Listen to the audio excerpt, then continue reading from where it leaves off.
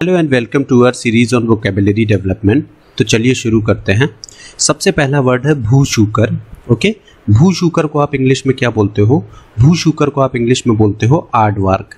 Okay, अब artwork होता क्या है? तो अगर आप इस इमेज को ध्यान से देखें तो आर्टवर्क अफ्रीका के घास के मैदानों में बिल में रहने वाला एक स्तनपायी जानवर होता है जो कि दीमक खाता है। ओके, तो अगर आप इस इमेज को देखें तो आर्टवर्क कुछ इस तरीके से दिखता है, राइट। अब इससे रिलेटेड सिनोनिम्स देखते हैं। तो सिनोनिम्स हो जाएंगे एंट बियर, एंटिएटर, फेरो या फिर गेको। ओके, तो ये आर्टवर्क के सिनोनिम्स हो जाएंगे। चलिए अब एक इसका एग्जाम्पल देखते हैं। तो एग्जाम्पल में मैंने क्या किया है कि आर्टवर्क की डेफिनेशन ही दे दी है आपको।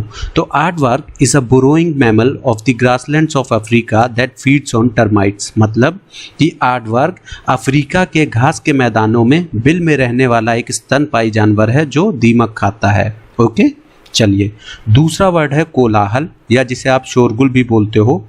इंग्लिश में इसको बोला जाता है बेबल। Okay, label. चलिए अब इससे रिलेटेड सिनोनिम्स देखते हैं। तो इससे रिलेटेड सिनोनिम्स हो जाएंगे हबब, क्लैमोर, दिन, रैकेट, ट्यूमल्ट या फिर अपरोर। ठीक है, अब कुछ लोगों को ये कन्फ्यूजन आ रहा होगा कि कोलाहल होता क्या है। ठीक है, देखिए कोलाहल या शोरगुल को हम वो चीज़ होती है जब बहुत सारे लोग मिलके एक साथ बोलते हैं और समझ में नहीं आता है कि कौन क्या बोल रहा है, बस आपको एक शोर सा समझ में आता है। तो फिर से मैंने इसमें एग्जाम्पल के तौर पे बेबल की डेफिनेशन ही ले ली है, जिसका मतलब है babble means confused noise made by a number of voices. जिसका मतलब ये हुआ कि कई आवाज़ों द्वारा किया गया एक भ्रमित शोर। ठीक है, चलिए नेक्स्ट है रेस्टोरेंट या क्लब में गान, नृत्य आदि द्वारा मनोरंजन। ओके, देखिए जब क्लब या रेस्टोरेंट में डांसिंग और सिंगिंग के थ्रू जो कस्टमर्स का एंटरटेनमेंट किया जाता है उसको आप क्या बोलते हो इंग्लिश में? कैबरे। ओके, इसकी स्पेलिंग होती है CABARET, लेकिन T यहाँ पे आपका जो होता है वो क्या होता है? साइलेंट होता है, तो इसलिए इसको हम बोलते हैं कैबरे, राइट। अब इससे रिलेटेड सिनोनिम्स देखते हैं। तो सिनोनिम्स हो जाएंगे एंटरटेनमेंट, फ्लोर शो, शो या फिर परफॉर्मेंस। ओके, अब इसका एक एग्जाम्पल देखते हैं। एग्जाम्पल देखिए, Helen made a successful career in cabaret. जिसका मतलब ये हुआ कि हेलन ने कैबरे में एक सफल कैरियर बनाया। ओके, चलिए नेक्स्ट है हल्के हाथ से लगाना या फिर प्राय अनेक बार। मतलब जब आप बहुत लाइट टच करते हो और कई बार, या जिसको आप थपथपाना या थपकना भी बोलते हो, इसके लिए इंग्लिश में वर्ड होता है डैब। ओके, चलिए इसके सिनोनिम्स होंगे पैट, प्रेस या फिर टच, राइट। अगर आप इसका एग्जाम्पल देखें तो mother dab the baby with her hands. जिसका मतलब हुआ माँ ने अपने हाथों से बच्चे को थपथपाया, राइट।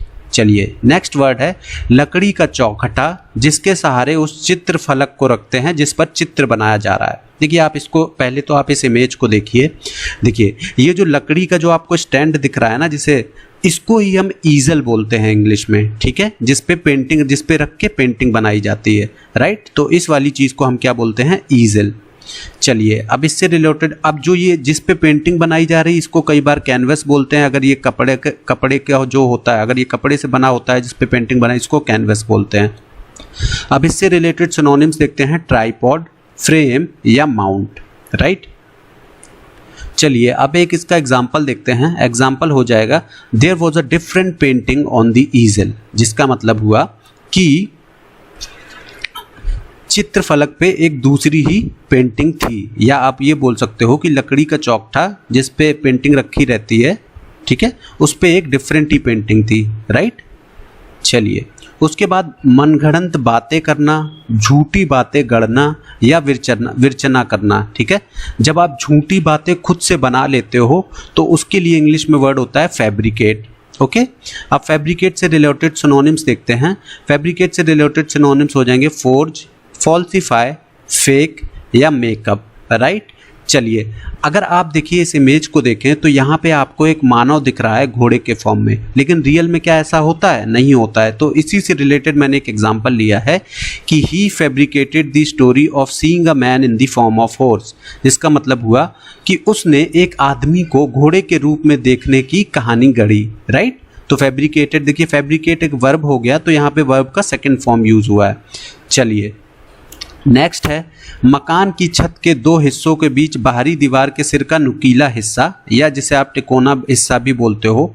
देखिए एक्चुअली में क्या होता है कि जो सर्द इलाके होते हैं वहाँ पे घर क्या होता है, जो घर की जो छत होती है वो कुछ इस तरीके से बनाई जाती है, ठीक है, उनमें स्लोप दिया जाता है और इस तरीके से एक हिस्सा तिकोना रूप का एक हिस्सा बाहर निकला रहता है और इस हिस्से को ही आप क्या बोलते हो, गेबल बोलते हो, राइट। क्या बोलते हो, गेबल बोलते हो, ताकि बर्फ जो है बर्फ क्या हो, ठंड में यहाँ पे जमा ना हो सके, वो नीचे गिर जाए, राइट।